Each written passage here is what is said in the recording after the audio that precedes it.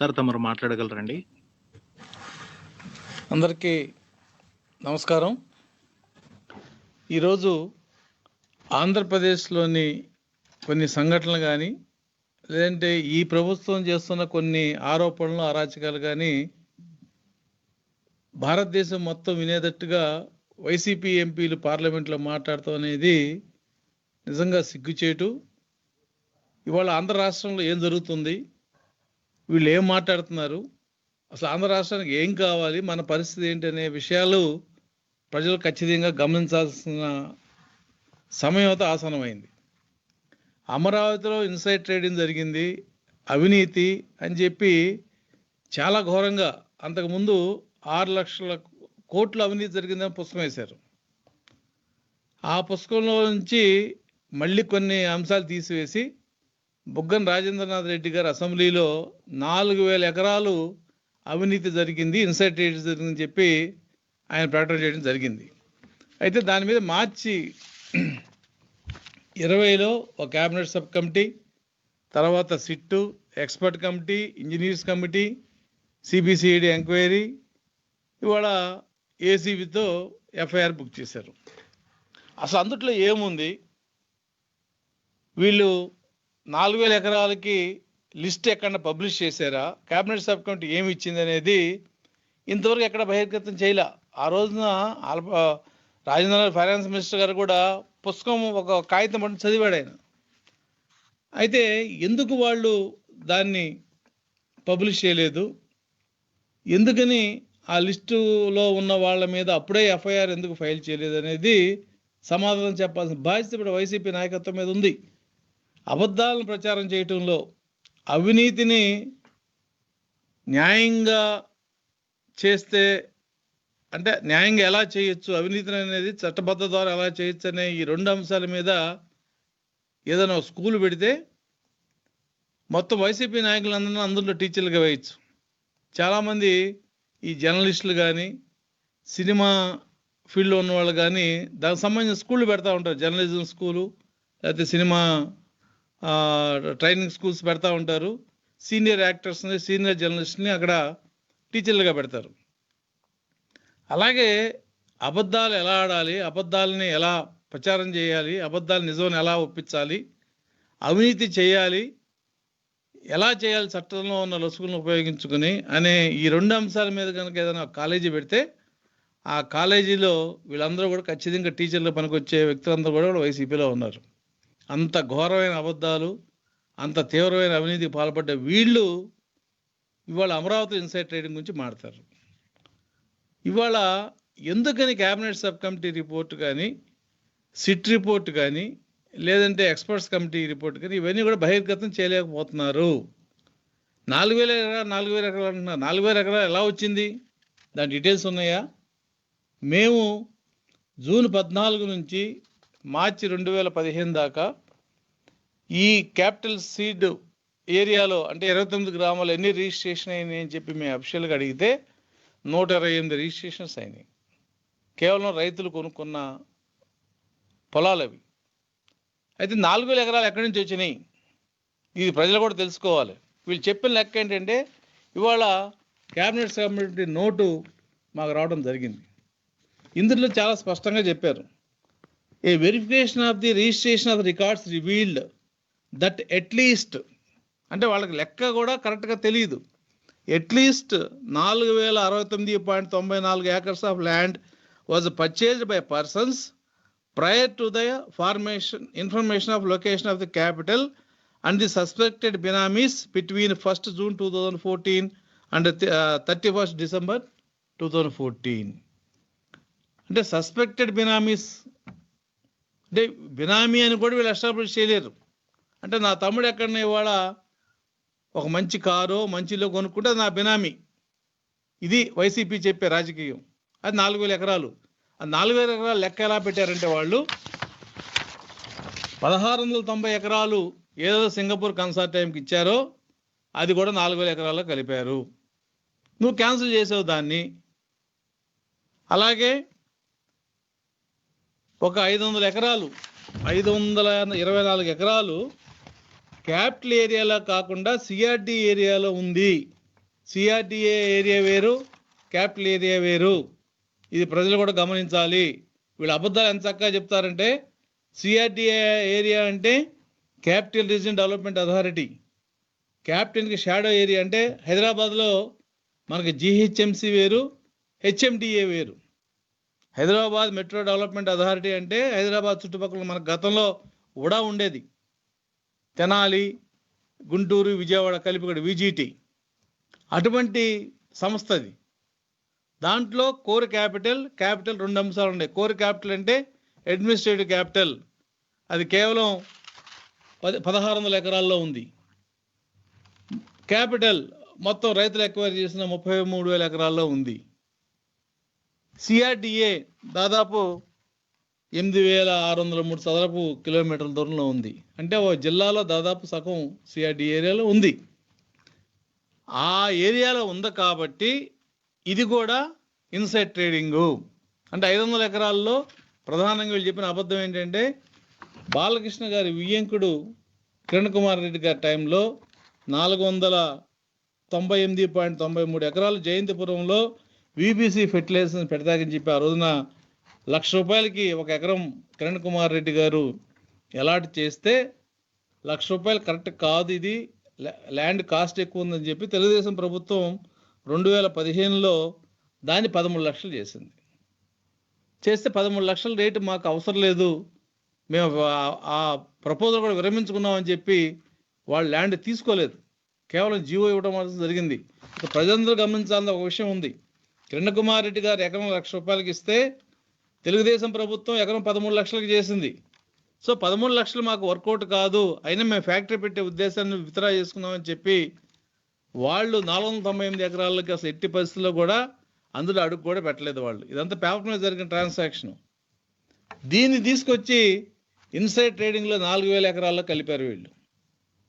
అంటే సింగపూర్ కన్సార్టియంకి ఇచ్చిన 1,690 ఎకరాలు, ఈ సిఆర్డిఏ క్యాపిటల్ బయట కొంతమంది కొనుక్కున్న పొలం, మిగతా పొలం ఏంటంటే ఈ 498 ఎకరాలు కాకుండా కోడల శివప్రసాద్ గారు సత్యపల్లిలో కొనుక్కున్న 17 ఎకరాలు.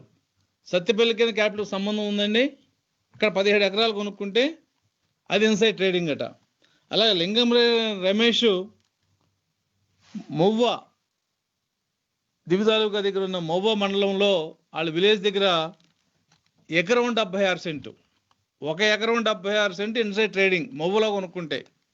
అలాగే ఆయన మళ్ళీ మొవ్వలోనే ఇంకొక విలేజ్లో 2 ఎకరాల 34 సెంట్లు, అంటే ఎకరం 76, 2 ఎకరాల 34 సెంట్లు కలిపితే మొత్తం 4 ఎకరాల 10 సెంటు కొనుక్కుంటే inside trading. Lingamaneni Ramesh financial status ఏంటో అందరికి తెలుసు. 4 ఎకరాలు అతను ఎక్కడో మొవ్వ విలేజ్లో కొనుక్కుంటే అది ఇన్సైడ్ ట్రేడింగ్ కింద వస్తుంది. అలా యలమంచిలి శివలింగ ప్రసాద్ పెనుగంచిపోలులో 4 ఎకరాల 38 సెంట్లు ల్యాండ్ కొనుక్కుంటే పెనుగంచిపోలులో అది ఇన్సైడ్ ట్రేడింగ్ వస్తుంది. అంటే ఈ మొత్తం కలిపి 524 ఎకరాలు కలిపి ఇన్సైడ్ ట్రేడింగ్లో ఈ 4,000 ఎకరాలు చూపించారు.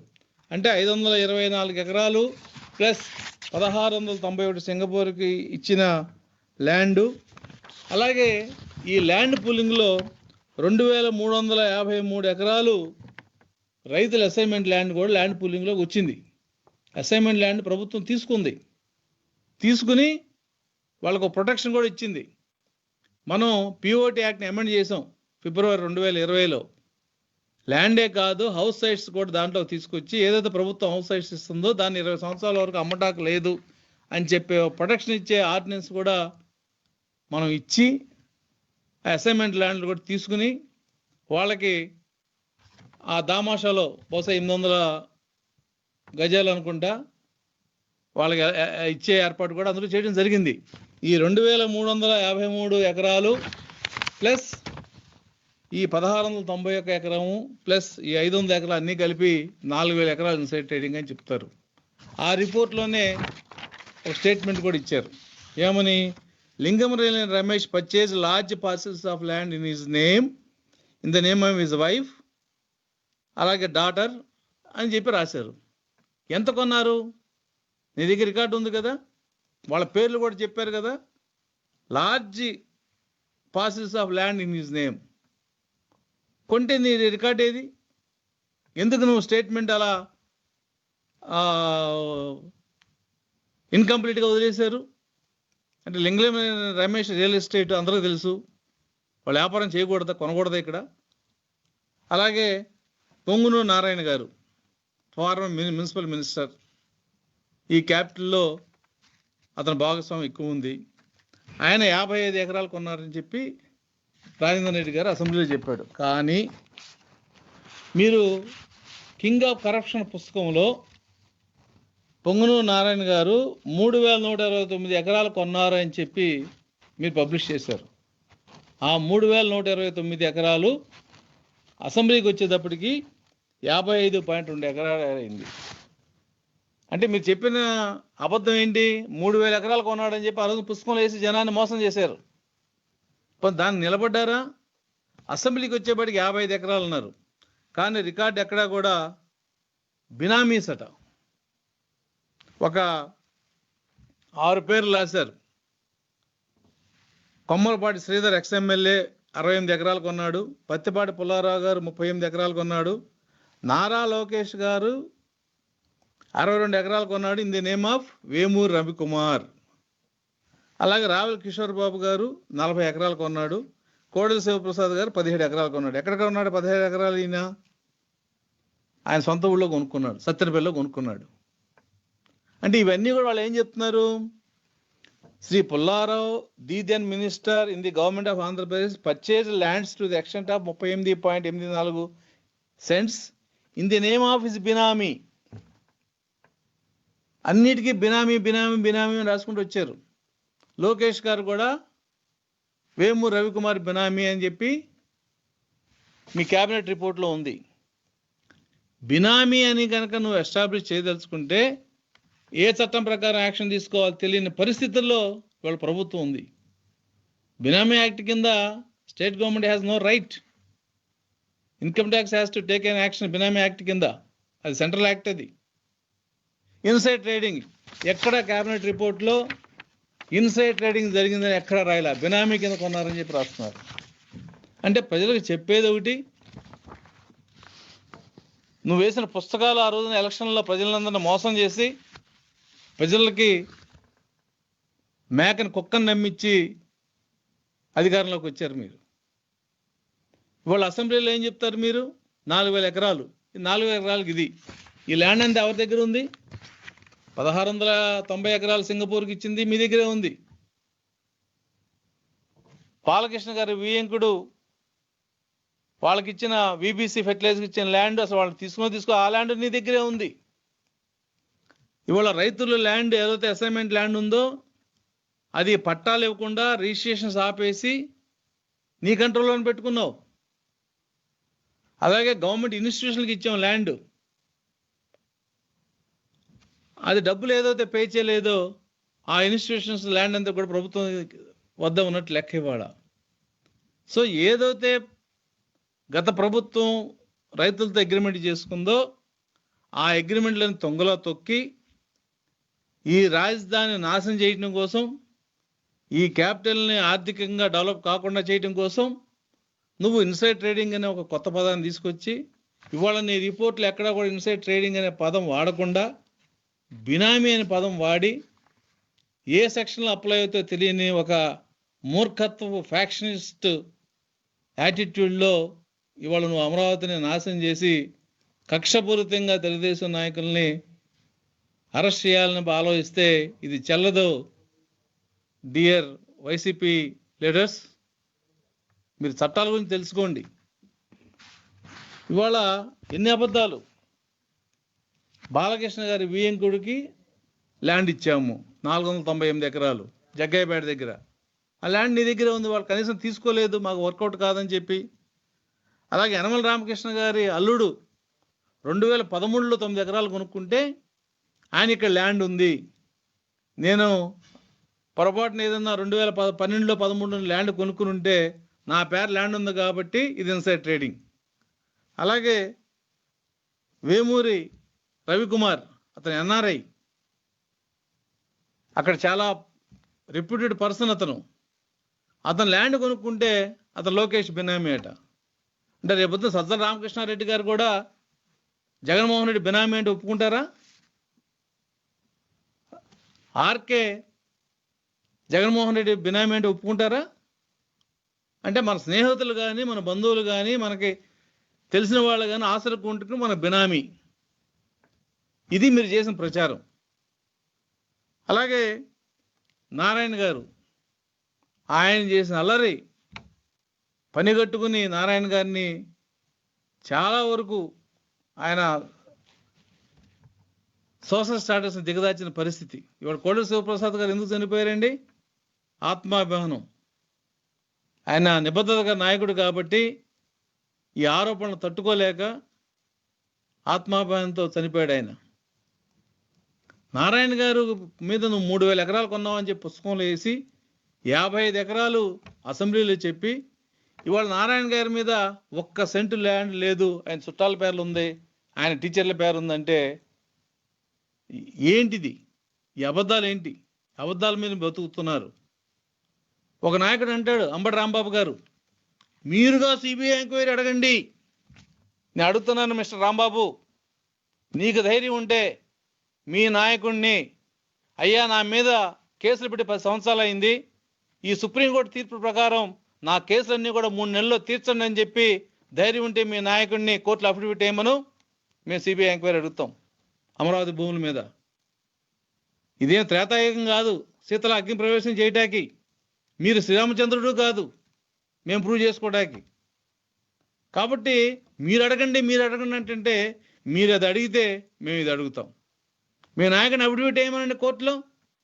రీసెంట్ సుప్రీంకోర్టు జడ్జిమెంట్ ప్రకారం నా కేసులన్నీ కూడా 10 సంవత్సరాలు అయింది, justice delayed is justice denied, కాబట్టి 3 నెలల్లో నా కేసులను ఫైనలైజ్ చేయమని చెప్పి మీరు అఫిడవిట్ వేయించండి మీ నాయకుడితో.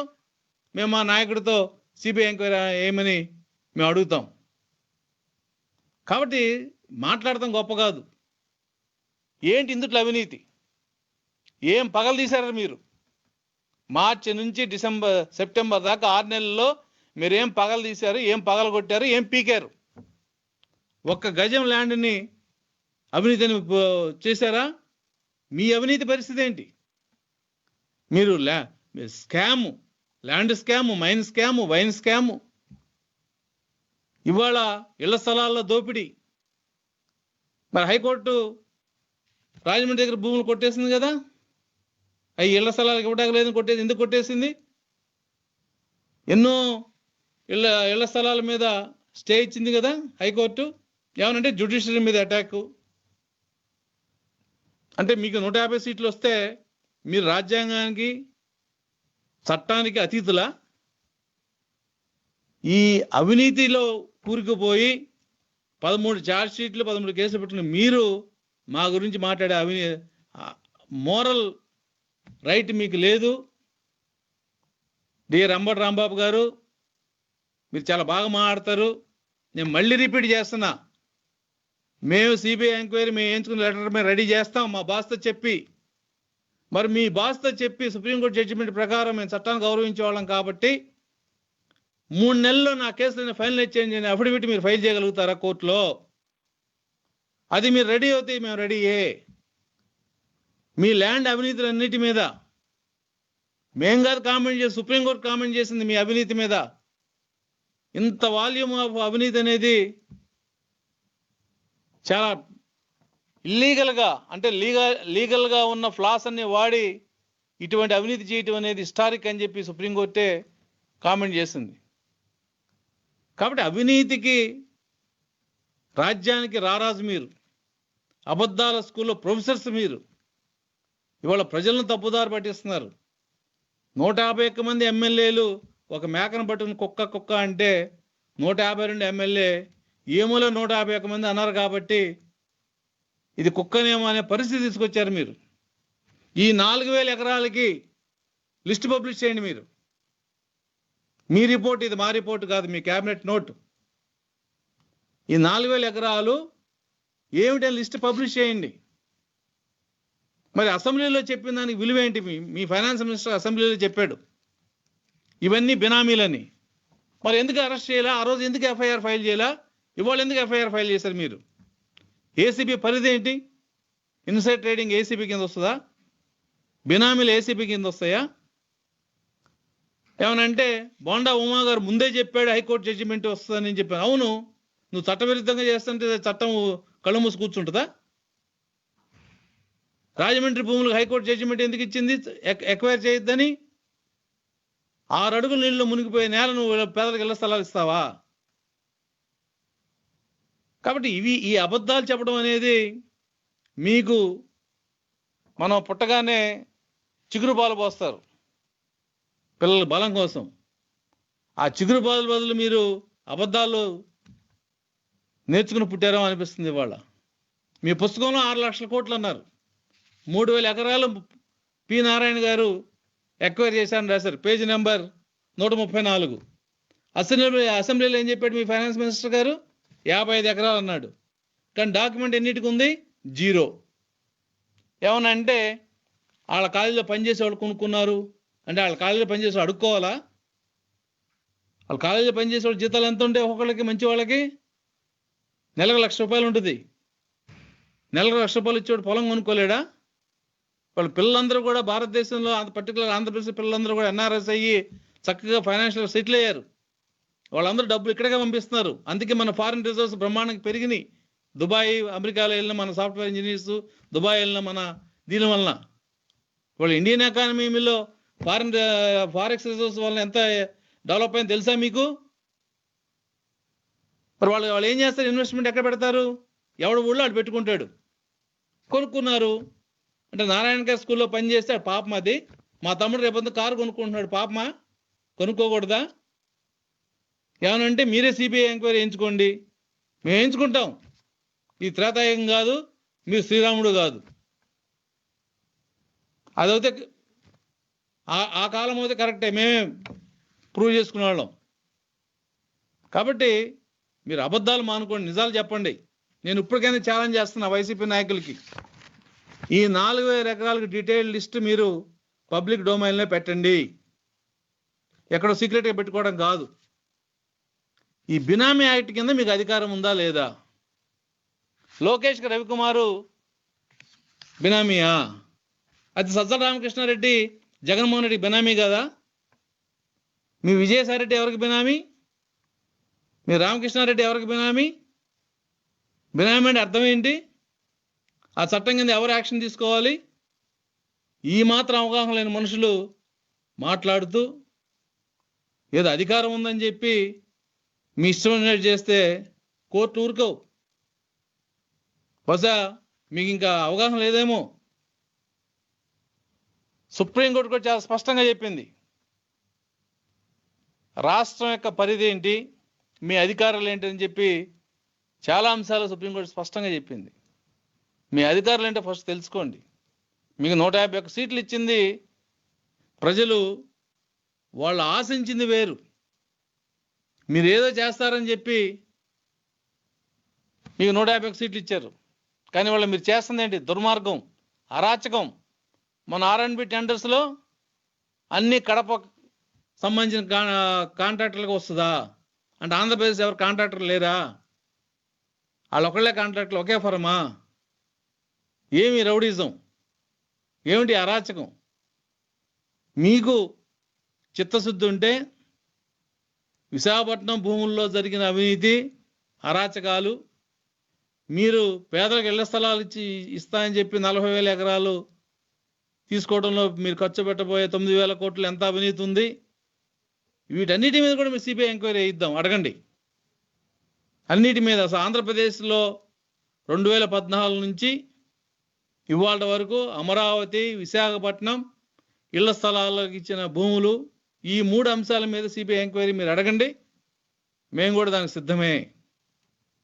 అలాగే దాంతోపాటు నా కేసు 10 సంవత్సరాలు అయ్యింది, ఇంతకాలం ఉండటం మంచిది కాదు, 3 నెలల్లో తేల్చేసి జడ్జిమెంట్ ఇవ్వండి మహాప్రభు అని చెప్పి మీ నాయకుడిని ఒక అఫిడవిట్ కూడా ఏమని చెప్పండి. అది నిజాయితీ అంటే. అంతేగాని అధికారం ఉందని చెప్పి మీ సాక్షి పేపర్కి అడ్వర్టైజ్మెంట్ ఇచ్చినట్టు చట్టాన్ని వాడితే చట్టాలు కోర్టులు ఒప్పుకోవు. డియర్ ఫ్రెండ్స్, ఇది తెలుసుకోండి. మీరు అధికారం ఉంటే సాక్షి పేపర్కి అడ్వర్టైజ్మెంట్లు ఇచ్చుకోండి, బ్యాక్ అండ్ ఫ్రంట్ డైలీ ఇచ్చుకోండి. కానీ చట్టాలను మీ చేతుల్లో తీసుకుని మీ ఇష్టం చేస్తే కోర్టులు ఊరుకో. మీరు కోర్టుల మీద ఏం మాట్లాడుతున్నారు ఇవాళ అంతా గమనిస్తుంది. గ్యాగ్ ఆర్డర్ ఇవ్వడం తప్ప? మరి వివేకానంద రెడ్డిలో గ్యాగ్ ఆర్డర్ తెచ్చుకున్నారు మీరు? తెలీదా? ఎలక్షన్ ముందు గ్యాగ్ ఆర్డర్ ఎలా వచ్చింది మీకు తెలీదా? అప్పుడు ఏమైంది ఈ వాయిస్ అంతా కూడా? ఇవాళ ఒక ఎఫ్ఐఆర్ మీద గ్యాగ్ ఆర్డర్ ఇస్తే అదేదో పెద్ద ఇంటర్నేషనల్ న్యూస్ లాగా ఎవరో ఒక జర్నలిస్ట్ మాట్లాడితే దాన్ని వేదంగా, దాని భగవద్గీతగా మీరు మాట్లాడుతున్నారు. మరి వివేకానంద రెడ్డి గారి మీద ఆర్డర్ ఇచ్చినప్పుడు ఎందుకు మాట్లాడలేదు తప్పని మీరు? కాబట్టి మాట్లాడేటప్పుడు కొంచెం మనం మాట్లాడేది రాజకీయంగా మీరు వైసీపీని సమర్థించిన తప్పులేదు, కానీ చట్టం నీకైనా నాకైనా ఒకటే చట్టం. ఈ భారతదేశంలో ఉన్నంతకాలం భారత రాజ్యాంగం మన అందరికంటే గొప్పది. నీకు 175 సీట్లకి 170 సీట్లు వచ్చినా కూడా నువ్వు రాజ్యాంగం లోపల పనిచేయాల్సిందే తప్ప you are not above constitution. You cannot use the laws and acts as your pen. ఇది గమనించమని నేను అడుగుతున్నాను. దయచేసి అమరావతి మీద ఇప్పటికైనా సరే, నేను ఇప్పుడు చెప్తున్నాను, అమరావతిలో ప్రభుత్వం తోక ముడవాల్సిందే. ఆ ఆడపిల్లల కన్నీళ్లు ఖచ్చితంగా మీకు తగులుతాయి. ప్రజాస్వామ్యంలో ఉన్న బ్యూటీ ఏంటంటే ఒకసారి ఎలక్ట్ అవుతే 5 సంవత్సరాలు ఉండాలి కాబట్టి మీరు 5 సంవత్సరాలు చేయగలుగుతారేమో, కానీ 24 మీది కాదు. ఖచ్చితంగా చెప్తున్నాం, 20లో అని చెప్తున్నాం, 24 మీది కాదని చెప్పి. ఏదో బోండాబొమ్మ గారు సాయంత్రం 5 గంటలకు అలా చెప్పారంటున్నాడు. 24 సంగతి ఇప్పుడు చెప్తున్నాం, 20లో 24 మీది కాదు. కానీ అప్పుడు దాకా ప్రజాస్వామ్య విలువలు కాపాడాలంటే ఇప్పటికైనా సరే మీరు నిజం చెప్పడం నేర్చుకోండి. అవినీతి ఉంటే శిక్షించండి, మేం కాదంటలా, ఖచ్చితంగా శిక్షించండి. కానీ కేవలం రాజకీయ కక్షతో రైతులను ఇబ్బంది పెట్టి, అధికారులను ఇబ్బంది పెట్టి, అధికారులను బెదిరించి పబ్బం గడుపుకునే రాజకీయ వ్యవస్థ ఎంతకాలం బతకదు. మీరు అమరావతి మీద ఏమీ చేయలేరు. మేము ఇప్పుడు చెప్తున్నాం, మీరు అమరావతిని ఏమీ చేయలేరు. అయితే ఇబ్బంది ఉంటుంది, కొంతకాలం ఇబ్బంది పడవచ్చు. ఆ అగ్రిమెంట్ ఏదైతే రైతులకిను ప్రభుత్వానికి ఉందో అది it is not agreement between TDP and farmers, it is agreement between government of AP and farmers. ఆ అగ్రిమెంట్ ప్రకారం రైతులు ప్లాటింగ్ చేసి ఖచ్చితంగా వాళ్ళకి ఇవ్వాల్సిందే. మీ వాటా ఏదైతే ల్యాండ్ వస్తుందో దాన్ని మీరు ఏం చేసుకుంటారో వాళ్ళకి ఇచ్చి ఆ ల్యాండ్ అంతా డెవలప్ చేసి మీరు ఇక్కడ అసెంబ్లీ పెడతారా లేదంటే ఏం పెడతారు అనేది ఇట్స్ ఎ డిఫరెంట్ ఇష్యూ. కానీ ఫస్ట్ మీరు అగ్రిమెంట్ ప్రకారం రైతులకి ఇవ్వాల్సిన ఆ హౌసింగ్, కమర్షియల్ ప్లాటింగ్ అంతా చేసి అక్కడ ఇన్ఫ్రాస్ట్రక్చర్ చేసి వాళ్ళకి ఇవ్వాల్సిన కౌలు మటుకి ముందు ఇవ్వండి. తర్వాత ఏదన్నా అమరావతి గురించి మేము మాట్లాడే నైతిక హక్కు ఉంటుంది. మీరు చేసే కరప్షన్ 43,000 కోట్ల కరప్షన్ మీ నాయకుడు చేశాడు, ఛార్జ్ షీట్లో ఉంది. మీరు 6 లక్షల కోట్లు అన్నారు మీ పుస్తకంలో, ఇప్పుడు 2 లక్షల కోట్లు అంటున్నారు. కాగితం మీద రూపాయి కూడా మీరు ప్రూవ్ చేయలేకపోయారు. కాబట్టి అబద్ధాలతో వేసిన పునాది మీ రాజకీయ పార్టీలో పునాది నుంచి వచ్చింది మీ రాజకీయ పార్టీ. ఇది కలకాలం నిలవదు. మీరు వాస్తవాలు చెప్పండి. మీరు చెప్పలేకపోతే ఇవాళ నమ్మచ్చు అబద్ధం. మీరు 150 మంది మేకని కుక్క అంటే నమ్మచ్చు, కానీ దాన్ని కొడితే అది మేమే అంటది కానీ బహుభావం అందు. అప్పుడు గుడ్డివాడు కూడా చెప్తాడు ఇది మేక కాదు, కుక్క కాదు, మేకని. ఆ రోజు వస్తుంది, అది 2024. కానీ అది గమనించి మీరు మాట్లాడితే మంచిది. అమరావతి మీద మేమైతే చాలా స్పష్టంగా ఉన్నాం. అమరావతి ఆంధ్ర రాజధాని. ఇక్కడ ఇన్సైడ్ ట్రేడింగ్ ఏం జరగలేదు, బినామీలు అంతకన్నా జరగలేదు.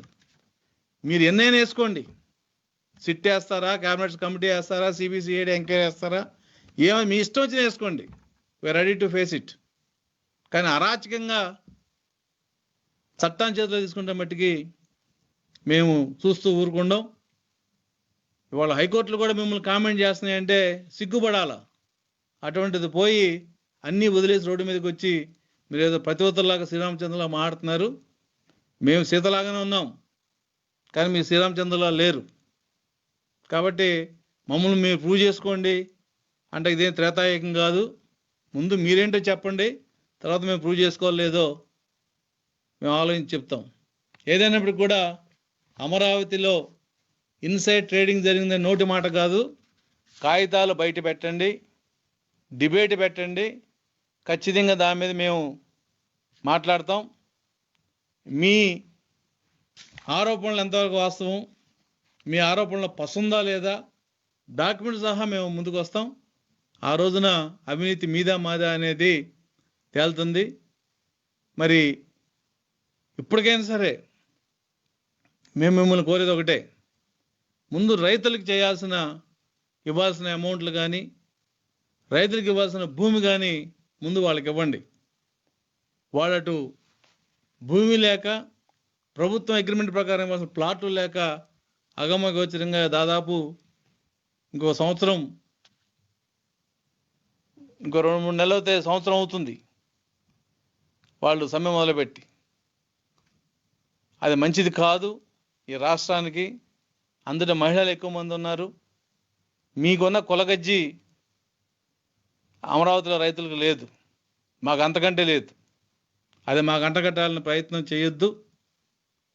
ఈ రాష్ట్రానికి మంచి రోజులు రావాలంటే ఖచ్చితంగా అమరావతిని మళ్ళీ పునర్నిర్మించాలి. మీరు చేస్తే మీరు చేయండి, లేదంటే 24 తర్వాత మేమే చేస్తాం. కానీ మా మీద ఇటువంటి అవినీతి ఆరోపణలు, అబద్ధాల ఆరోపణలు చేస్తే మటుకి తెలుగుదేశంలో ఏ కార్యకర్త కూడా సైలెంట్గా ఉండడు. మీరు ఒకటి మాట్లాడితే మేము 3 మాట్లాడతాం. కాబట్టి ఇప్పటికైనా సరే మీ 6 లక్షల కోట్ల అవినీతికి సంబంధించిన డీటెయిల్స్, లేదు 2 లక్షల కోట్లు అన్నారు అమరావతిలో, దాని డీటెయిల్స్, ఈ 4,000 ఎకరాలన్న దీని డీటెయిల్స్ అయినా బయట పెట్టి మీరు అమరావతి భూముల మీద గురించి మాట్లాడాలని చెప్పి నేను డిమాండ్ చేస్తున్నాను.